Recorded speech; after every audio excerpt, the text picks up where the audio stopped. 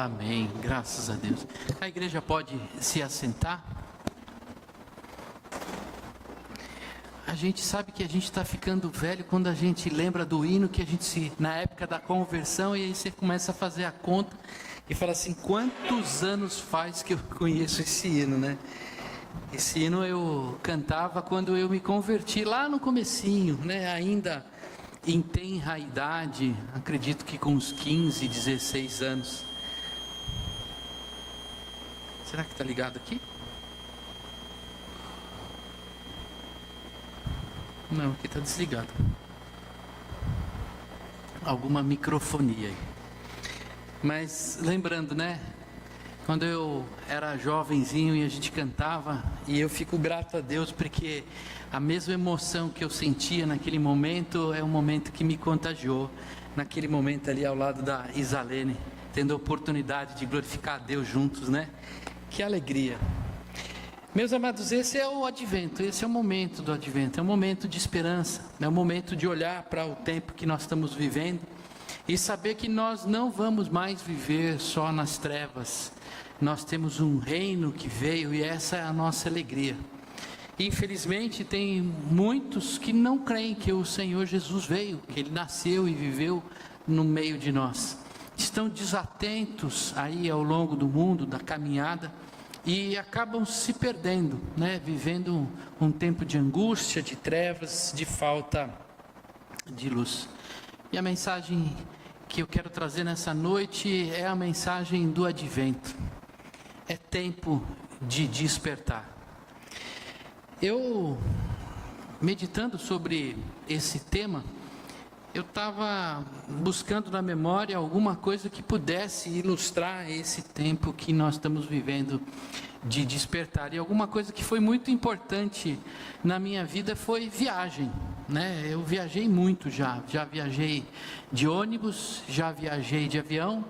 Infelizmente ainda não viajei de trem, ainda não tive essa oportunidade. A gente é da capital, né? A gente era da capital, né? Então não tinha esse tempo. E o que eu recordo é que durante o tempo que a gente vai viajar, ou de trem, de avião, ou de ônibus, a gente vai para a estação de trem. E lá a gente fica na espera de chegar o nosso horário de embarque.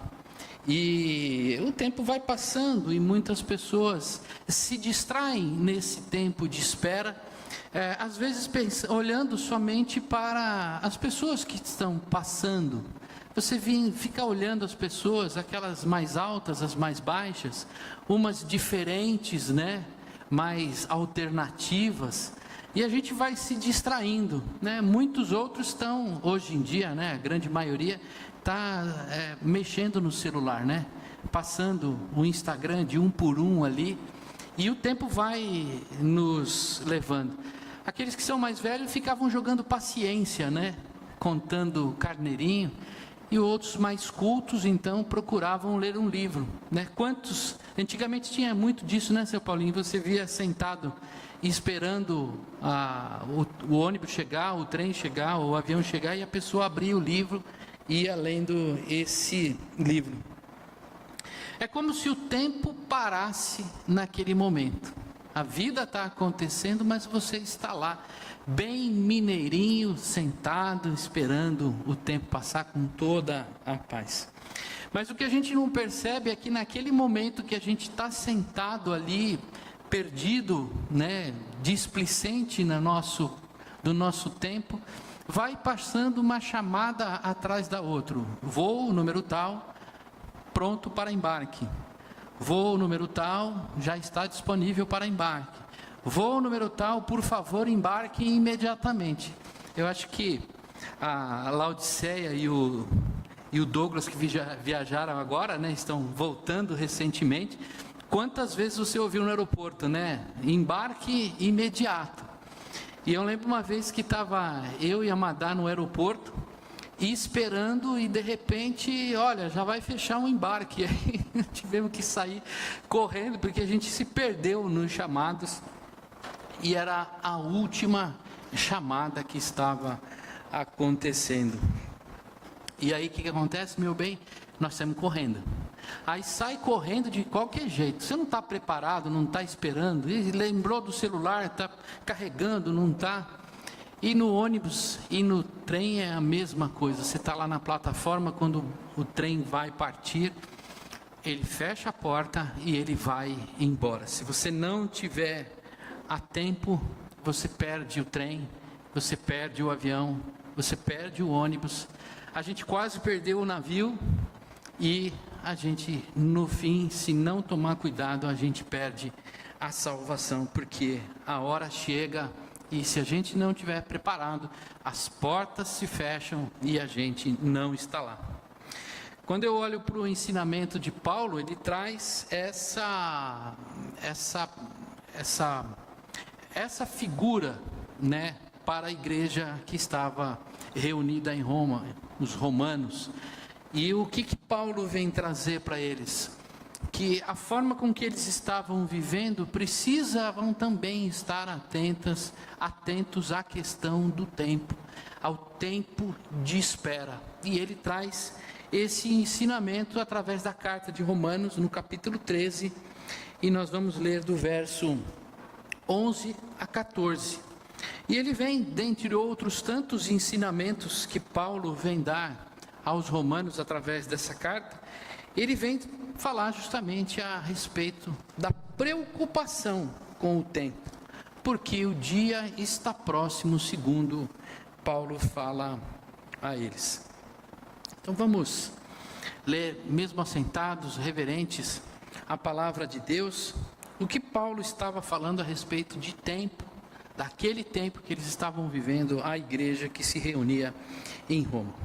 Se todos já estiverem preparados, Paulo diz assim, do verso 11 em diante: e digo isto a vocês que conhecem o tempo, já é hora de despertarem do sono, porque a nossa salvação está agora mais perto do que quando no princípio cremos.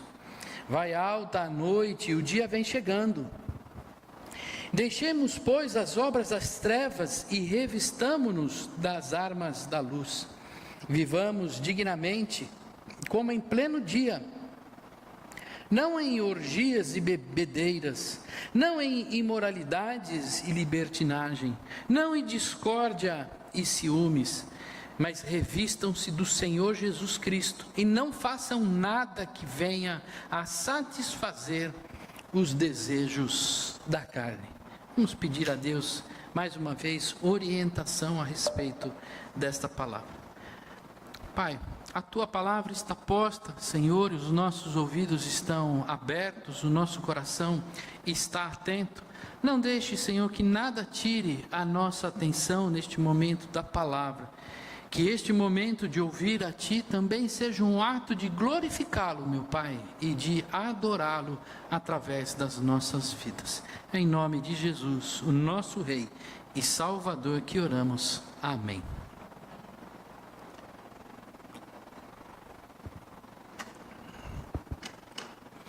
Através dos ensinamentos do apóstolo Paulo para a igreja, nós somos exortados acerca de estarmos atentos pelo tempo que nós estamos vivendo.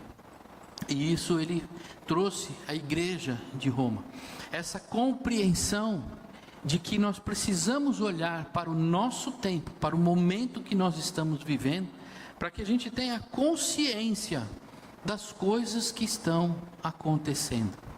Isso eu digo para os irmãos porque aquela esperança da vinda do Senhor Jesus se concretizou. Então esse primeiro domingo que a gente fala do advento, a gente lembra a expectativa que o povo judeu tinha da vinda do Senhor. Não o povo gentil, porque eles não conheciam a Jesus, mas o povo de Deus, o povo judeu tinha a expectativa da vinda do Senhor Jesus. E essa é a expectativa que a igreja hoje olha para esse momento, lembrando que o Senhor Jesus veio. E nesses ensinamentos, o apóstolo Paulo, ele vem trazer a ideia de que o Senhor Jesus de fato veio. Então o seu reino já chegou.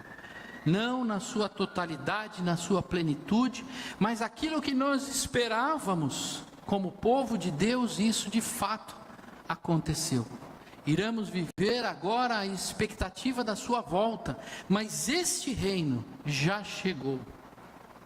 E a partir dessa compreensão de Paulo, nós aprendemos algumas coisas que podem nos ajudar nos dias de hoje, poder estar preparado para a volta do Senhor Jesus.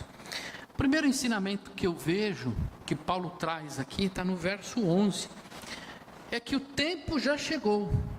Não dá para a gente esperar ou achar que o tempo ainda vai chegar. O tempo do Senhor já chegou. Veja o verso 11. E digo isto a vocês que conhecem o tempo. Já é hora de despertarem do sono, porque a nossa salvação está agora mais perto do que quando no princípio nós criamos. Meus amados, precisamos ficar atento às vozes dos altos-falantes que estão avisando que o embarque se aproxima. E muitas vezes nós deixamos de lado ouvir esses alertas e vivemos como se estivéssemos em um sono profundo. Paulo, quando vem falar com os romanos, ele vem trazer essa compreensão através da ilustração do sono, querendo mostrar para eles, para a igreja em Roma, que Jesus já havia voltado, e essa é a nossa alegria. Portanto, se o Senhor já veio, ele já inaugurou o final dos tempos.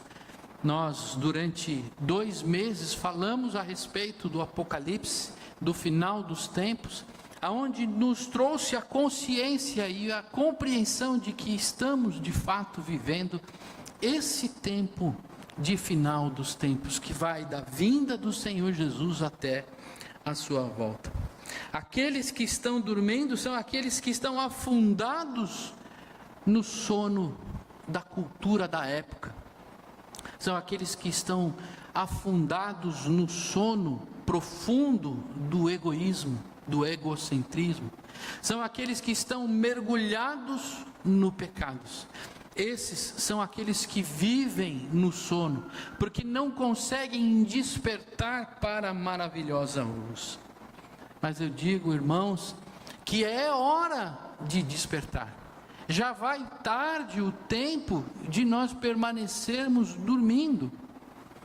Estava assistindo vídeos do YouTube e vendo os movimentos religiosos que vêm e se manifestando ao longo desses últimos tempos, e quantos cristãos estão dormindo sem perceber o mover de Deus e a necessidade de estar com os olhos atentos e os ouvidos ligados para o tempo da vinda do Senhor.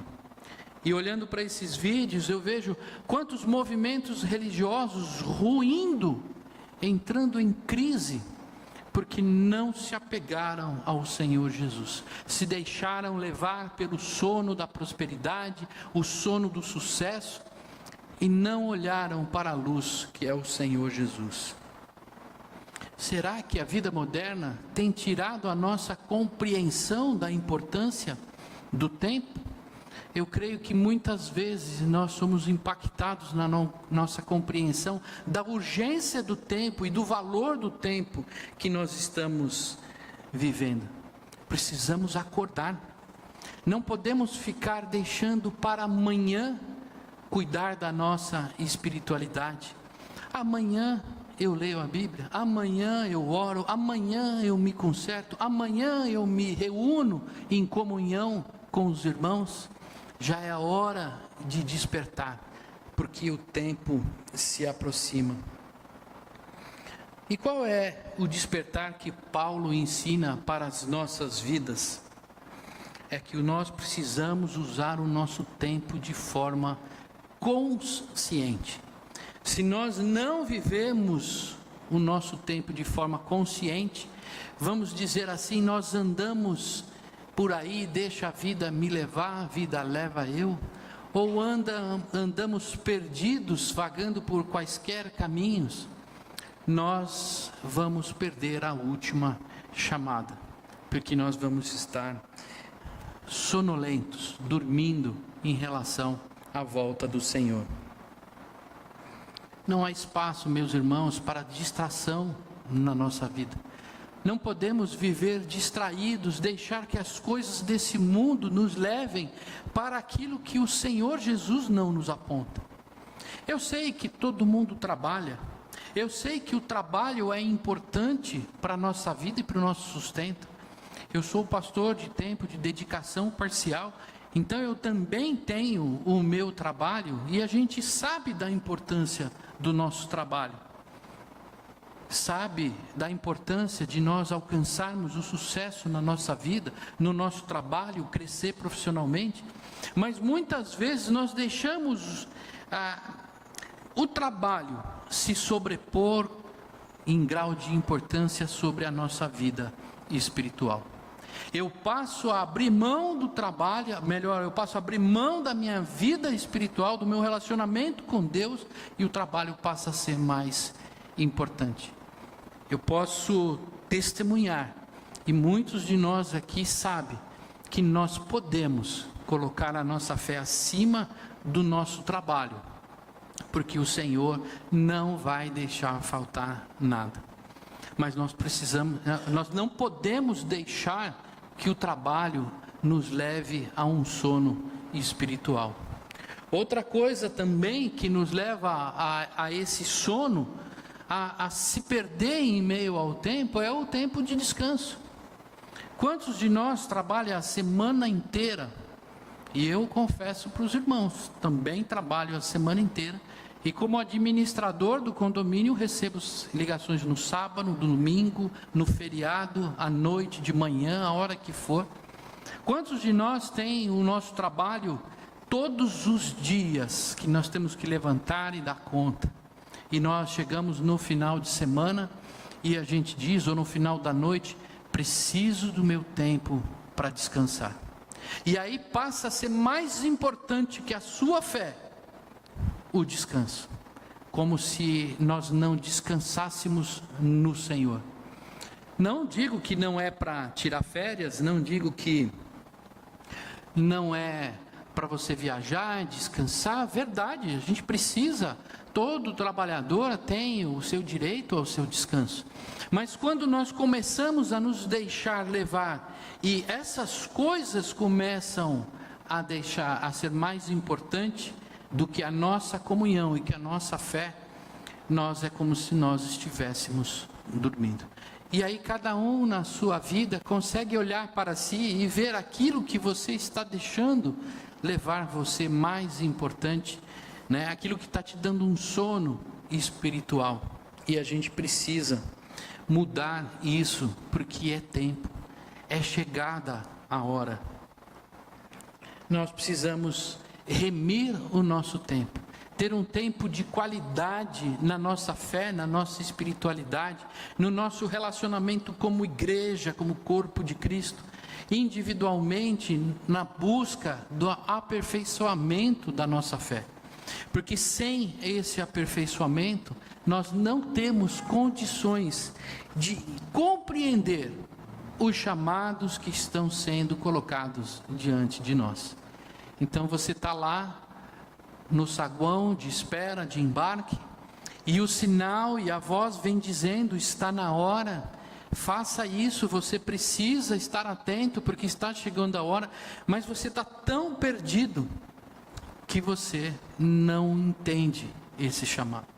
Todo domingo, todo momento, a palavra de Deus vem e nos exorta, e se nós não tivermos firmes na nossa caminhada, nós estaremos num sono profundo.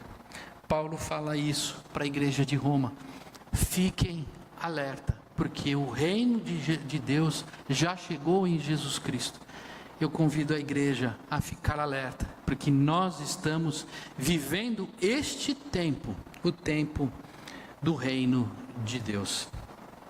O segundo ensinamento que a palavra nos traz é que devemos nos transformar já, e transformar o nosso estilo de vida. Talvez seja algo muito moderno falar em estilo de vida, né? O nascer de novo significa mudar a nossa forma de viver, a nossa forma de lidar com a vida e com o mundo. Olha o que Paulo continua falando à igreja de Rono: vai alta a noite e o dia vem chegando. Ou seja, o tempo de sofrimento já está acabando e chegou o tempo de alegria, o tempo de luz. Deixamos, pois, de viver as obras das trevas e revistamo-nos das armas da luz. Vivamos dignamente como em pleno dia. Ou seja, não vivemos como vivem aqueles que estão na escuridão, mas venhamos a viver como aqueles que estão na luz. Não em orgias e bebedeiras, não em imoralidades e libertinagem, não em discórdias e ciúmes. Ficaria feliz se Paulo tivesse falando aos gentios. Mas Paulo estava falando a quem? À igreja, que mesmo transformadas, mesmo recebendo a graça do Senhor Jesus, eles continuavam vivendo as obras das trevas. Se estamos atentos aos avisos de embarque, devemos deixar tudo preparado para embarcar. Quando a gente está atento que o navio vai sair, que o barco vai, que o avião vai em breve levantar, o que você faz? Você já pega o passaporte, o documento, a passagem na mão, já fica com ela na mão. Você já põe tudo aquilo que você tirou de fora da mala enquanto esperava, já deixa na mala, porque a hora que ele chegar e falar portão aberto para embarque, você levanta e não esquece nada para trás. Normalmente se esquece carregador. Olha, já comprei uns 3 carregadores em viagem, porque ele fica lá e assim por diante. O que nós precisamos? Nós precisamos estar preparados neste momento para embarcar. Paulo, quando faz a sua carta, escreve a sua carta aos Coríntios, ele fala muito do já e do ainda não. Isso está muito evidente na carta de Paulo aos Coríntios, mas aqui ele também traz essa tensão entre o já e o ainda não. E essa tensão é a tensão que a gente vive. O já é o reino de Deus. O ainda não é porque nós ainda vivemos num mundo impactado pelas trevas. Nós já vivemos o já de ter sido transformado, mas nós vivemos o ainda não, e ainda está impactados pela carne. Essa é a tensão que nós vivemos no nosso dia a dia. Cada um de nós vive esse conflito interno. Se você não tem vivido o conflito de viver nesse mundo entre a sua fé e esse mundo, alguma coisa precisa ser revista, porque nós não conseguimos viver num mundo decaído, morto, impactado pelo pecado e não sentir nada de diferente. Então, qual que é o nosso grande desafio na nossa caminhada? É num mundo de trevas que nós possamos radiar luz. Por isso que nós não podemos viver como eles viviam no sono profundo, vivendo como o mundo vivia. Nós precisamos nos revestir do Espírito Santo para que a nossa vida radie luz àqueles que estão ainda em trevas. Viver as obras das trevas? Todos nós sabemos o que é viver as obras das trevas. Todos que eu enxergo aqui no culto hoje, ao longo desses 3 anos que eu estou com a igreja, certamente muitas vezes nós falamos sobre o que são obras das trevas. E obras das trevas são tudo aquilo que são opostas às obras da luz. Tudo aquilo que é diferente daquilo que o Senhor Jesus ensinou. Não precisava nem Paulo, neste trecho do verso 13, ele listar algumas coisas que a igreja fazia. Isso era, para nós, hoje, já é evidente o que são as obras das trevas. Não podemos viver como esse mundo vive, mas nós temos que nos revestir do quê? Das armas da luz.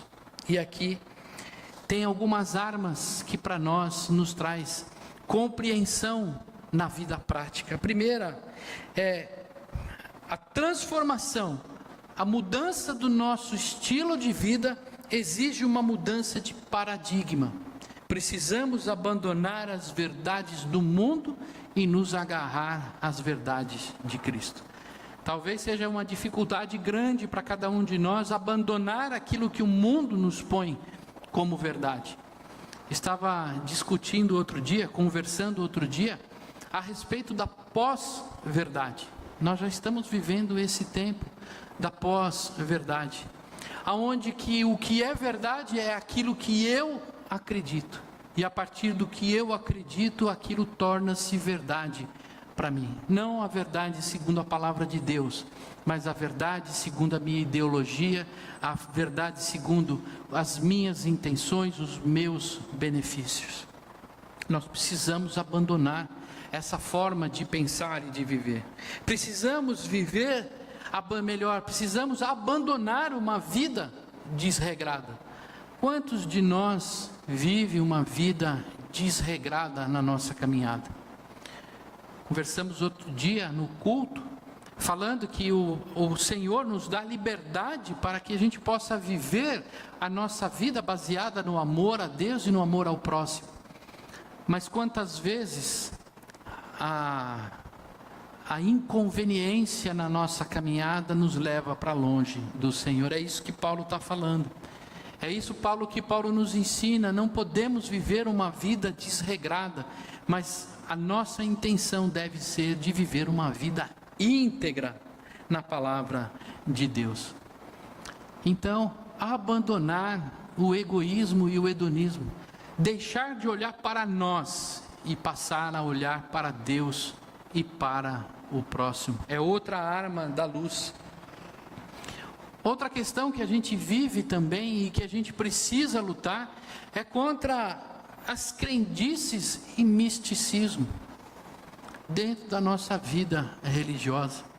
Quantas pessoas que não saem sem bater na parede? Para com isso, tá amarrado. Alguns falam, né? Bate na madeira. Ou então tem as suas crendices, os seus jeitos, as suas... eu já lembro a palavra. Superstições. Obrigado, meu irmão. As suas superstições. E nós precisamos viver firmes na palavra de Deus. Muitas vezes a gente troca a nossa fé sólida por uma fé supersticiosa e mística, aonde o nosso querer representa a nossa fé. Eu desejo tanto que aconteça, que aquilo vai acontecer. E não é isso que a palavra nos ensina como fé. Outra arma que a gente tem que ter é a convicção da nossa salvação pela graça do Senhor Jesus. E uma outra convicção é também que a palavra de Deus nos alimenta. Se nós vivemos longe da palavra, é como se nós a cada dia estivéssemos mais afundados no sono. Viver a expectativa da volta do Senhor Jesus não é só viver a expectativa na esperança de esperar, mas de caminhar no sentido de estar preparado para a sua volta. Por fim, o último ensinamento que Paulo traz à igreja de Romanos, mas traz a nós também, é que Jesus inaugurou o modelo ao qual devemos seguir. Verso 14: mas revistam-se do Senhor Jesus, e não façam nada que venha a satisfazer os desejos da carne. Esse é o outro grande desafio da nossa vida como cristãos. Revestir-se do Senhor Jesus significa ter Cristo como centralidade na nossa vida, no nosso modelo de ser e de viver. Eu costumo olhar e ver muitos corintianos. Você olha para a pessoa, você sabe que ele é corintiano. Não tem jeito, ele tem um jeito de ser, Quem é da macaca também, você sabe. Quem é do Guarani, né, seu Paulinho? Você também sabe como ele é. E muitas pessoas têm o seu jeito de ser. Será que nós, na nossa caminhada de fé, conseguimos refletir Jesus na nossa caminhada? Talvez seja uma grande dificuldade na nossa vida, é alguém olhar para nós e falar assim: puxa, você é cristão? Nós trabalhamos há 10 anos juntos, eu nunca imaginei que você fosse cristão. É difícil. A gente precisa buscar Jesus como modelo da nossa vida. Nós não podemos ser um cristão que vive o cristianismo só dentro da igreja. Aleluia, irmão, dentro da igreja. Orar bonito dentro da igreja. Perdoar o irmão só dentro da igreja. A nossa vida é integral, tanto aqui como lá. Por isso que eu não falo que existe o trabalho secular e o trabalho ministerial. É trabalho. Nós precisamos ter essa compreensão que a gente não pode ter uma vida diferente fora da igreja. Não dá para guardar na mente os versículos das promessas e esquecer os versículos da comissão. Como que eu posso ser parecido com Jesus se para mim eu só guardo aquilo que é promessa? Eu preciso também lembrar na integralidade do que foi Jesus. Não só da transformação, mas também, não só do amor ao Pai, mas também do amor ao próximo. A nossa vida tem que responder a isso. Não dá para dizer eu amo Jesus, e eu vejo muitas vezes isso. Você ama Jesus? Eu amo Jesus. Mas o que está acima desse amor são as suas ambições e os seus desejos. Isso não é seguir o modelo de Cristo. E a gente precisa colocar Cristo em primeiro lugar e colocar as nossas vontades depois. Isso é difícil. É fácil, pastor? Não, isso é difícil. Na nossa caminhada, talvez seja uma das maiores dificuldades, é a gente abrir mão do nosso descanso, do nosso trabalho, dos nossos pensamentos, daquilo que somos, para servir ao Senhor Jesus. E esse é o desafio de cada um de nós. Nós vamos viver até a volta de Jesus essa tensão de trevas e luz. Faz parte da nossa caminhada. Se não colocarmos Jesus como centro de nossas vidas, seremos como uma lanterna que não ilumina. Vocês já saíram com aquelas lanternas antigas, com aquelas pilhonas grandes, Rayovac amarelinhas? Você chega lá no escuro, você liga e você não enxerga nada. Essa é a vida daquele que serve a Jesus da boca para fora.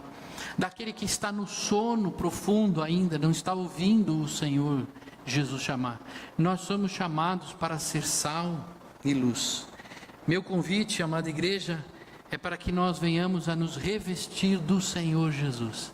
Aproveitar esse tempo da esperança da vinda dEle, essa lembrança de que o Senhor veio e que Ele cumpriu a sua promessa e viveu a sua obra aqui no meio, para que nós possamos mudar a nossa vida, deixar de sermos aquilo que nós somos e passar a viver segundo o modelo que o Senhor nos ensinou.